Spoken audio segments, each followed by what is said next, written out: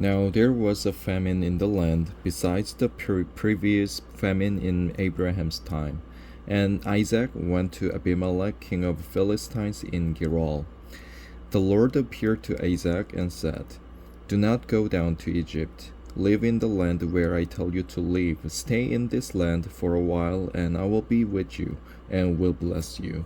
For to you and your descendants I will give all these lands, and will confirm the oath I swore to your father Abraham.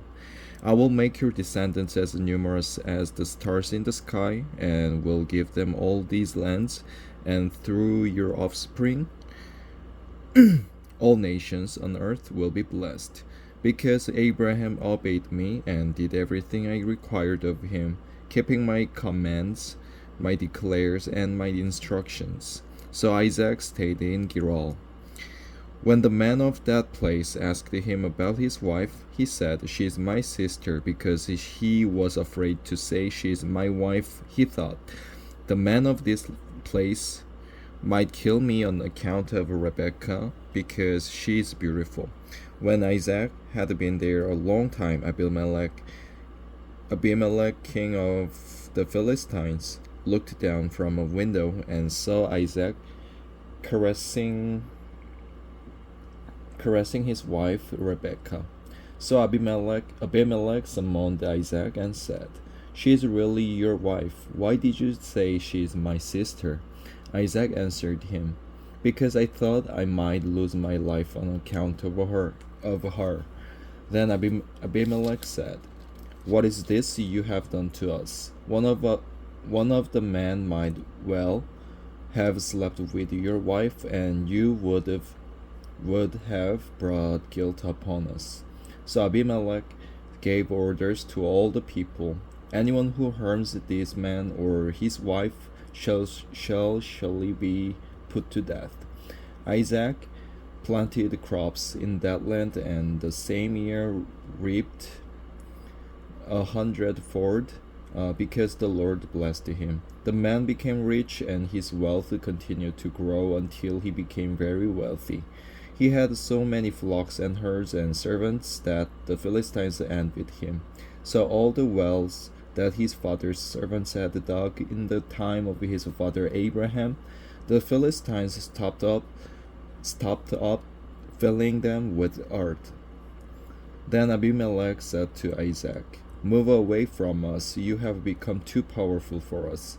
So Isaac moved away from there and encamped in the valley of Gerar, where he settled. Isaac reopened the wells that had been dug in the time of his father Abraham, which the Philistines had stopped up after Abraham died, and he gave them the same names his father had given them.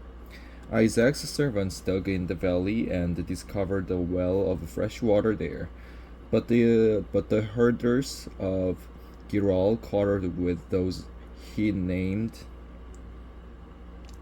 of Isaac, and said, "The water is ours." So he named the well Isaac, because they disputed with him. Then they dug another well, but they quarreled over that one also. So he named it Sidnah. He moved on from there and dug another well, and no one quarreled over it. He named it Rehoboth, saying, "Now the Lord has given us room, and we will flourish in the land." From there he went up to Beersheba. That night the Lord appeared to him and said, "I am the God of your father Abraham. Do not be afraid, for I am with you. I will bless you and will increase the number of your descendants for the sake of my servant Abraham." Isaac built an altar there and called on the name of the Lord. There he pitched his tent, and there his servants dug a well.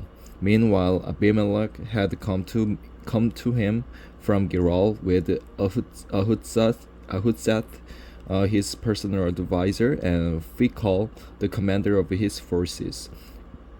Isaac asked them, Why have you come to me, since you were hostile to me and sent me away? They answered, We saw clearly that the Lord was with you, so we said, There ought to be a sworn agreement between us and you. Let us make a treaty with you that you will do us no harm, just as we did not harm you, but always treated you well and sent you away peacefully. And now you are blessed by the Lord. Isaac then made a feast for them, and they ate and drank. Early the next morning, the men swore an oath to each other. Then Isaac sent them on their way, and they went away peacefully. That day, Isaac's servants came and told him about the well they had dug. They said, We've found water. He called it Sheba, and to this day the name of the town has been Beersheba. When Esau was 40 years old, he married Judith, daughter of Beeri the Hittite, and also Basemath, daughter of Elon the Hittite. They were a source of grief to Isaac and Rebekah.